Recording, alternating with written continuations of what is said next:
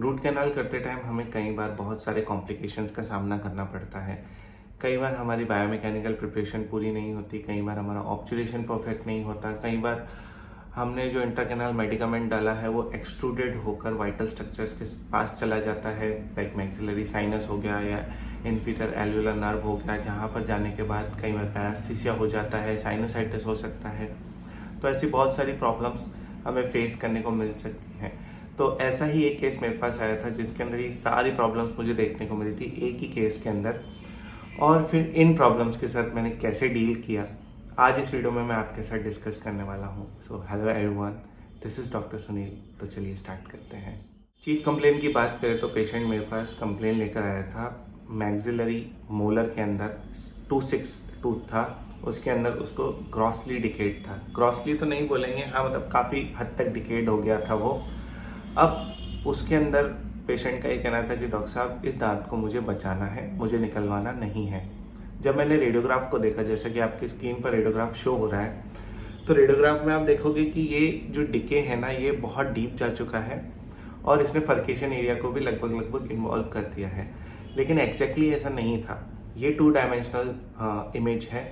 जब हम इसको 3D में देखते हैं तब हमें देखने को मिलता है कि ये एग्जैक्टली फर्केशन इन्वॉल्व नहीं कर रहा था, इसको अच्छे से बचाया जा सकता था। लेकिन हाँ, ये इंफ्राबोनी हो चुका था, जो डिके है वो बोन के नीचे तक जा चुका था। अब ऐसे केसेस को कैसे डील किया जाता है, मैं स्टेप बाय स्टेप आपको प्रॉब्लम्स बताता जाऊंगा और उनका सॉल्यूशन भी बताता जाऊंगा। तो ऐसे केसेस में सबसे पहली चीज़ ये होती है कि आप डिके को रिमूव कर दीजिए। अब डिके इंफ्राबोनी है, ये हमें देखने को मिल रहा है।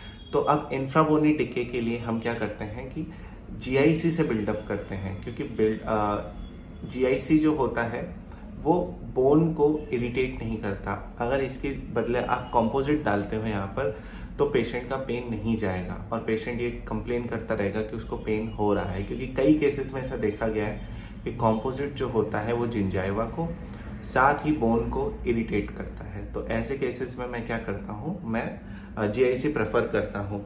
हालांकि मार्केट में ऐसे बहुत सारे कॉम्पोजिट अभी आ चुके हैं जो बोन के साथ कंपैटिबल है, लेकिन फिर भी हम यहाँ पर जीआईसी का यूज़ करते हैं क्योंकि कॉस्ट इफेक्टिव रहता है।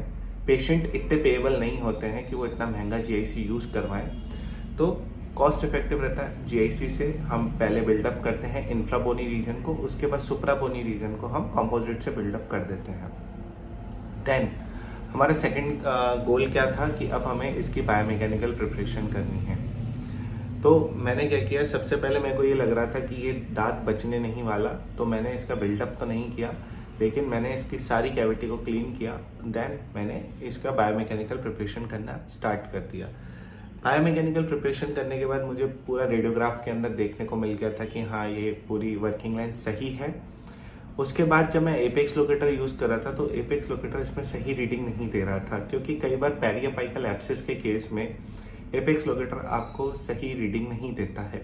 तो यहाँ पर ये सेकंड प्रॉब्लम मेरे को फेस करने को मिली। देन मैंने क्या किया, ये जो रेडियोग्राफ में मुझे दिख रहा था कि हाँ ये मेरी वर्किंग लेंथ है, देन उसके बाद मैंने उसकी बायोमैकेनिकल प्रिपरेशन पूरी कर ली।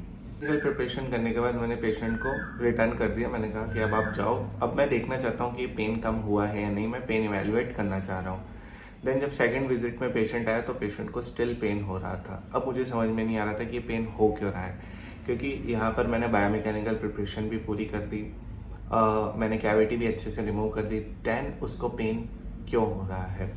तो पेन का रीज़न ये निकल के आया, जब मैं पेशेंट को टीओपी कर रहा था तो पेशेंट को पेन नहीं था, लेकिन जैसे ही मैंने अपनी फिंगर से उसके गम्स को पैल्पेट किया, पेशेंट को पेन हो रहा था। दैट मीन्स यहाँ पर जो पेरियापाइकल एब्सेस है, एक तो वो पेन कर रही है। दूसरी चीज़, जब मैंने कैविटी को रिमूव किया, तो कैविटी को रिमूव करते टाइम आप कई बार नोटिस करेंगे कि जो जिंजाइवा होती है वो डिकेड पोर्शन को कवर कर लेती है। तो मैंने उसको रिमूव करने के लिए जो बर चलाया, तो जो जिंजाइवा कट हुआ उसका जो पेन था वो पेशेंट फील कर रहा था।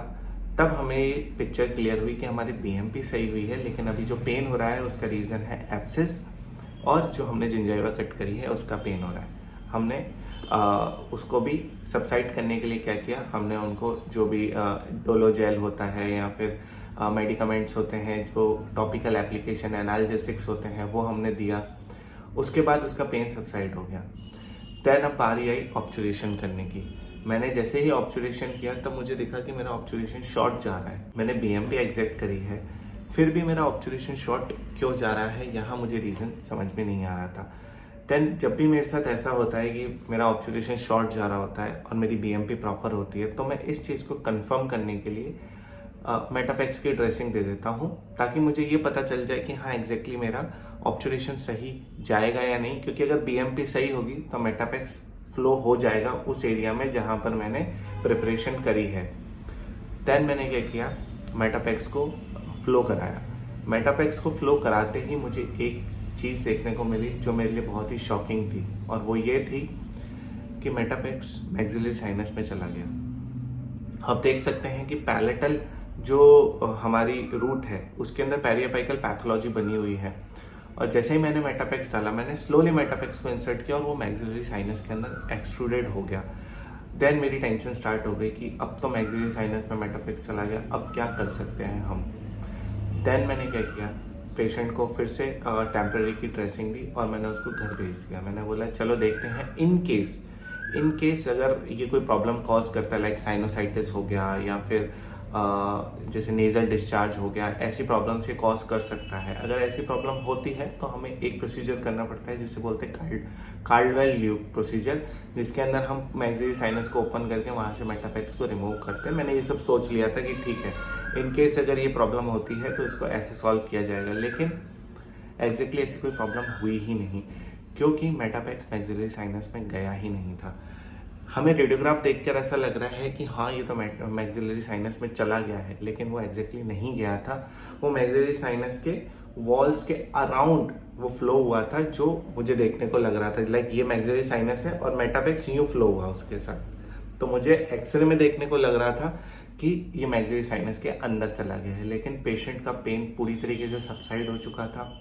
पेशेंट ने खाकर देख लिया, उसको कोई पेन नहीं था। जब मैंने टीओपी किया, टीओपी भी बिल्कुल नेगेटिव था। अब बारी आई ऑब्जर्वेशन की, जो कि मेरा लास्ट टाइम शॉर्ट हो रहा था। देन मैंने क्या किया, फिर से बीएमपी करी, लाइक फिर से जो भी फाइल मैं यूज़ किया, लाइक मैंने 26 तक बीएमपी करी थी, तो मैंने दोबारा से 26% तक उसकी बीएमपी अच्छे से करी, इरिगेट किया, देन इसको ऑब्जर्वेट किया और फाइनल एक्सरे अब आपके सामने है।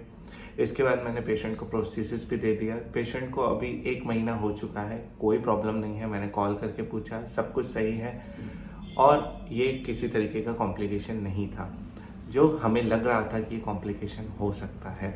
सो आपको समझ में आया होगा कि ये जो सारी प्रॉब्लम्स हमारे साथ आती है ये किस वजह से आती है। कई बार बीएमपी हमारी सही होती है, लेकिन पेन पेशेंट को किसी और वजह से हो रहा होता है। पेन का रीज़न उनकी जिंजाइवा का कट हो सकता है, पेन का रीज़न जो पेरियापाइकल एब्सिस का प्रेशर है वो हो सकता है। तो ये सारी प्रॉब्लम्स हो सकती हैं, लेकिन अगर आप सारे स्टेप्स को दोबारा से रिपीट करते हो, लाइक अगर आपको लगता है कि बीएमपी शॉर्ट हो गई है या फिर बीएमपी सही से नहीं हुई है, तो आप दोबारा से बीएमपी करो। फिर बीएमपी करने पे फिर भी आपको लगता है कि हाँ मुझे लगता है कि मेरा ऑब्जर्वेशन शॉर्ट जा रहा है, आप मेटापेक्स की ड्रेसिंग दो।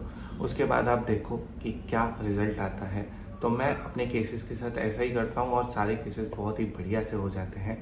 सो आई होप आपको ये वीडियो पसंद आया होगा। सो इन्हीं शब्दों के साथ आज का वीडियो यहीं ख़त्म करते हैं। This is doctor Sunil signing off.